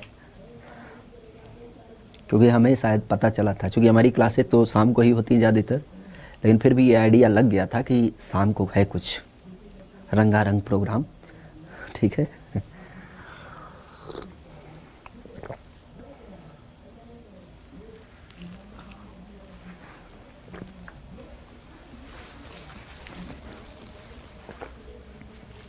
चलिए अगर जो इसकी बात करते हैं तो इसका सही जवाब क्या होगा। तो हमने अभी चर्चा किया था देवा शरीफ का मेला जो लगता है, वो देवा शरीफ का मेला कहाँ पे लगता है, तो ये आपको देख मिलता है खास करके हाजी वारिस अली शाह की मजार पर। किसके? हाजी वारिस अली शाह की मजार पर प्रमुखता से। ठीक है, विशेष ध्यान रखिएगा। सलीम चिश्ती की जब बात करते हैं तो अभी हमने चर्चा किया इनका संबंध कहाँ से, तो सलीम चिश्ती की जब बात करते हैं तो ये आपके फतेहपुर सीकरी से। कहाँ से? फतेहपुर सीकरी की जब बात करते हैं तो फतेहपुर सीकरी से संबंधित हो जाते हैं आपके सलीम अली। बाकी और देखा जाए मोइनुद्दीन चिश्ती, तो मोइनुद्दीन चिश्ती आप भी जानते हैं इनका संबंध कहां से होता है, तो इनका संबंध दिल्ली से हो जाता है। हालांकि जन्म इनका बदायूं में हुआ है, लेकिन ये आमिर खुसरो के गुरु थे। आप भी जानते हैं इनकी डेथ क्या हुई है, नई दिल्ली में हुई है, जहां पे एक मूवी बनी थी, वो बैठे थे फाया तुम वाले। ठीक है, तो अगर जो इनकी बात करते हैं तो मोइनुद्दीन चिश्ती दरगाह जो कि नई दिल्ली में होती है। निजामुद्दीन औलिया की जब बात करते हैं तो इनका भी संबंध क्या हो जाता है, ये भी हमारे देखने को मिलते हैं। हम कुछ गड़बड़ हो रहे हैं। मोइनुद्दीन चिश्ती की जब बात करते हैं तो ये दरगाह अजमेर है। ठीक है, माफ करिएगा, ये अजमेर में है। ठीक है, अजमेर की जब बात करते हैं तो अजमेर में आपको देखने मिलता है।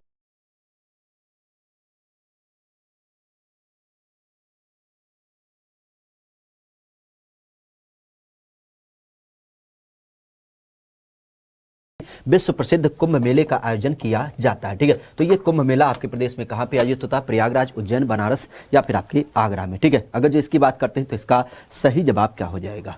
क्लियर, किसकी बात की जा रही है?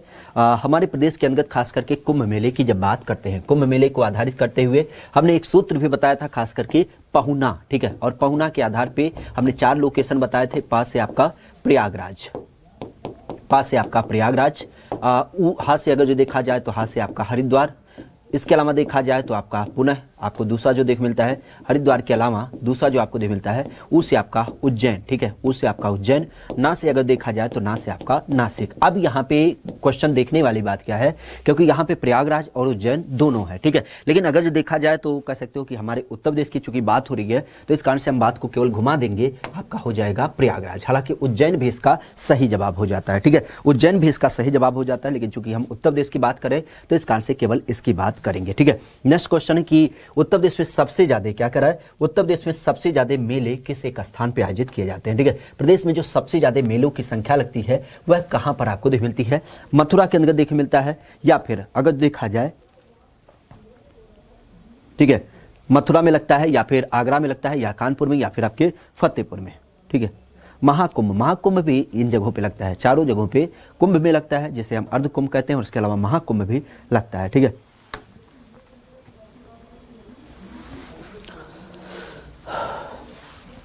इसका सही जवाब क्या होगा कि सबसे ज्यादा जो आपके मेले लगते हैं वो कहां पे लगते हैं, तो जाहिर सी बात है आपके मथुरा में। हमने पीछे बताया भी था कि प्रदेश में करीब करीब 2250 कुल मेले लगते हैं, जबकि मथुरा की जब बात करते हैं तो मथुरा में कुल आपके 86 से ज्यादा मेले आपके आयोजित किए जाते हैं। ठीक है, नेक्स्ट क्वेश्चन की बात करा कि कंपिल महोत्सव, कंपिल महोत्सव की जब बात करते हैं तो ये कंपिल महोत्सव उत्तर प्रदेश में कहां पर आयोजित किया जाता है? ठीक है, कंपिल महोत्सव अगर इसकी बात करते हैं तो कन्नौज में, फर्रुखाबाद में, मेरठ में, या फिर आपके मऊ में। ठीक है, तो कंपिल महोत्सव को हमने चर्चा भी किया था कि ये ऋषि कपिल की याद में क्या किया जाता है, आयोजित किया जाता है। और इस कपिल ऋषि की याद में जो अगर देखा जाए तो वर्तमान में जो आपका पांचाल का लोकेशन है, कौन सा?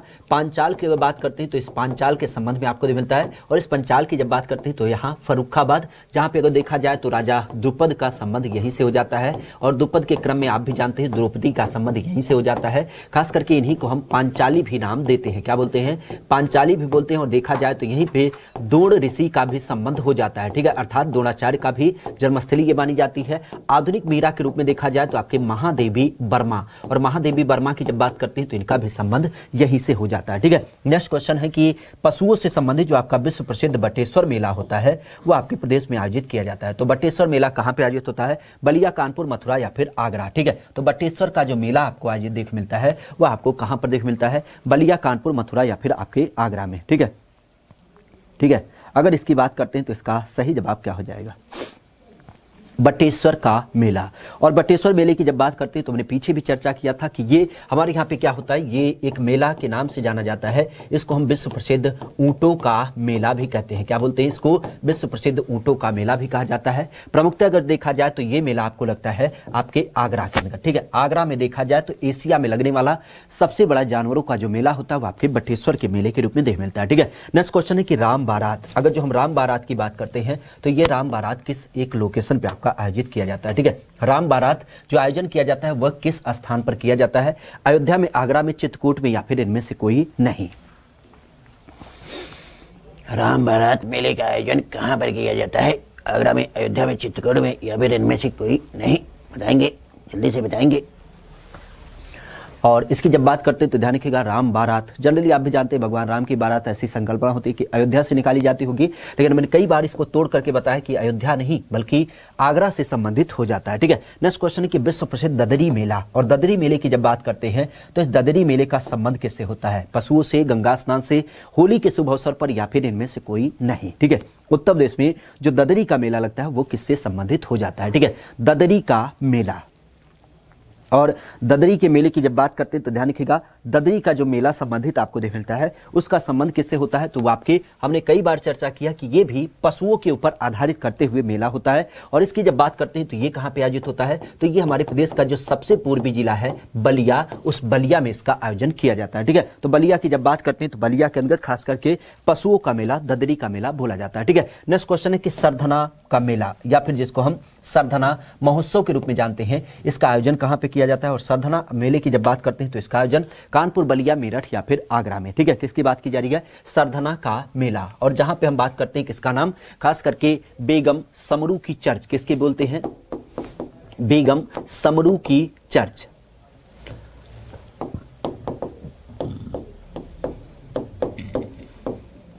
और बेगम समरू की चर्च की जब बात करते हैं तो वहां पे सरधना महोत्सव देखने मिलता है। खास करके देखा जाए तो इसका क्रम कहां से हो जाएगा? तो ये आपको देख मिलता है आपके इसी मेरठ में। ठीक है, मेरठ के अंदर देखा जाए तो इस मेरठ के अंदर क्या होता है? बेगम समरू की चर्च पर आपको सरधना महोत्सव बड़े स्तर पर देखने को मिलता है। ठीक है, विशेष ध्यान रखिएगा, इसी मेरठ के अंदर ही अभी हमने चर्चा किया था कौन सा मेला? खास करके नौचंदी मेला। कौन सा? नौचंदी मेले की जब बात करते हैं तो ये भी आपको यहीं पर देखने को मिलता है। ठीक है, नेक्स्ट क्वेश्चन की बात करते हैं कि बसंत पंचमी का नौचंदी मेला जो है वह आपके प्रदेश में आयोजित किया जाता है, लेकिन कहां पर? ठीक है, बसंत पंचमी के नौचंदी मेले की जब बात करते हैं तो ये कहां पर आयोजित किया जाता है? ठीक है, बसंत पंचमी का नौचंदी मेला बलिया में, कानपुर में, आगरा में या फिर आपके मेरठ में। ठीक है, कहां पे इसका आयोजन होता है? बसंत पंचमी का नौचंदी मेला। किसका?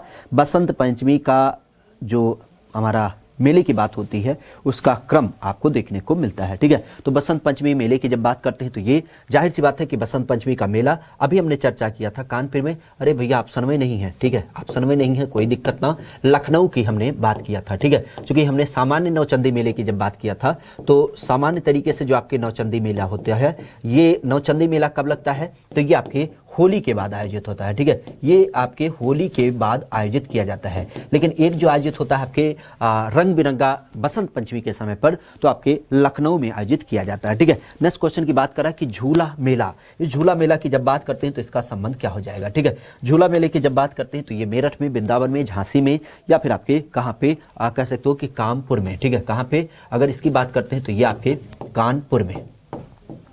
ठीक है, तो झूला मेला का संबंध कहां से आपको देख मिलता है? ठीक है, झूला मेले की जब बात करते हैं तो इसका सही जवाब क्या हो जाएगा?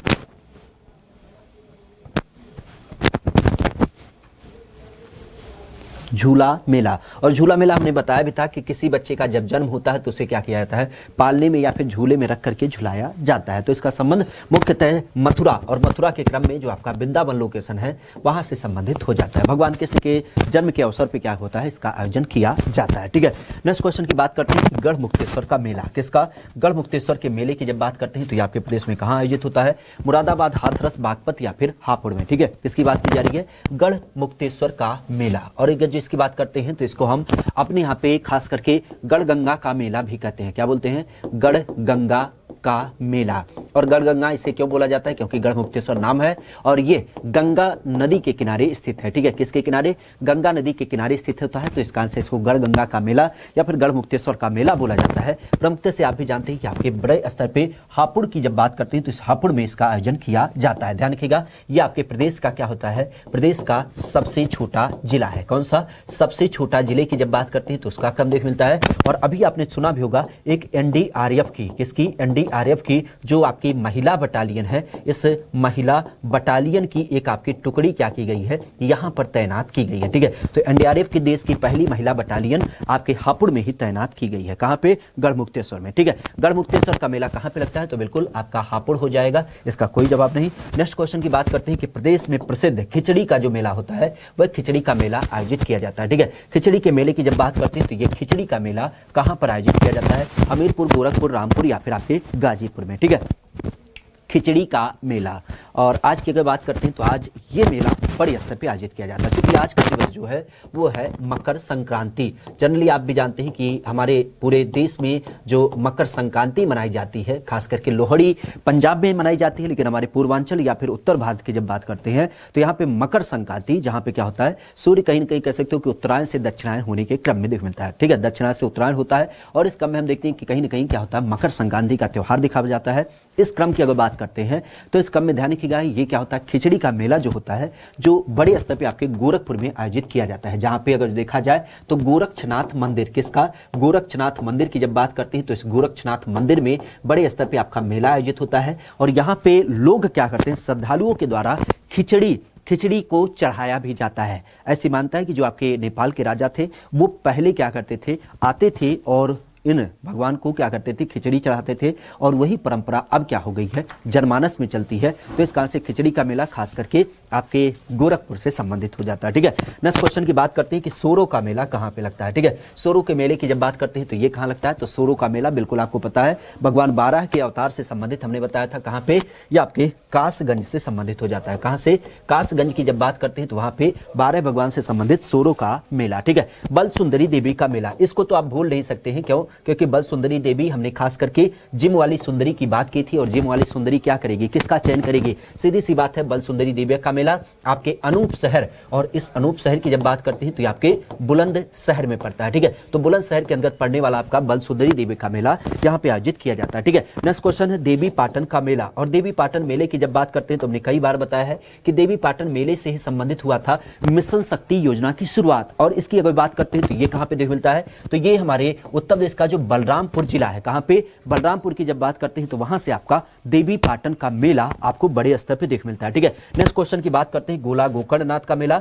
और गोला गोकर्णनाथ के मेले के हमने बारे में चर्चा भी किया था कि गोला गोकर्णनाथ अर्थात गोला इन द सेंस, जब हम गोले की बात करते हैं नारियल की, तो ये हमारे खीरों में इस्तेमाल किया जाता है, अर्थात लखीमपुर खीरी से संबंधित हो जाता है। ठीक है, नेक्स्ट क्वेश्चन की बात करते हैं कलिंजर का मेला कहां पे लगता है। हालांकि लास्ट के क्वेश्चन हमने खींचने की कोशिश की है, क्योंकि हमने चाहा कि लास्ट में, चूंकि आपका टाइम भी पूरा हो चुका है और सर भी आ चुके थे, तो हमें क्लास जल्दी से जल्दी छोड़नी थी। अब क्वेश्चन छोड़ दे तो ये अच्छा ना होगा, तो इस कारण से आपने बड़ी सारी चीजों को पढ़ा था, केवल रिवीजन ही करना था। तो कलिंजर का मेला कहां पे लगता है, तो कलिंजर का मेला ध्यान रखिएगा, ये आपके कहां पे लगता है, ये कलिंजर के मेले की जब बात करते हैं तो ये जो आपका आयोजित किया जाता है, इसकी जब बात करते हैं तो कलिंजर का मेला आप भी जानते हैं ये बड़े स्तर पे आपके बांदा के लोकेशन में आयोजित होता है। ठीक है, बांदा की जब बात करते हैं तो उस बांदा में इसका आयोजन किया जाता है। ठीक है, मिर्जापुर, बाराबंकी, चित्रकूट, हमीरपुर, इन सारे लोकेशन में नहीं, बल्कि बांदा में देखा जाए तो बांदा में आपका एक कलिंजर का दुर्ग है, कलिंजर का किला है, तो उसी के ऊपर इसका आयोजन किया जाता है। ठीक है, तो आज का सेशन कैसा लगा इसे जरूर बताइएगा। आज के लिए इतना रखते हैं, बाकी अगली क्लास में पुनः मुलाकात होगी। चूंकि आप भी जानते हैं हमारी प्रवृत्ति है 1 घंटे में 25 क्वेश्चन, 1.5 घंटे में 53 क्वेश्चन कर दिए, कम थोड़ी ना किए।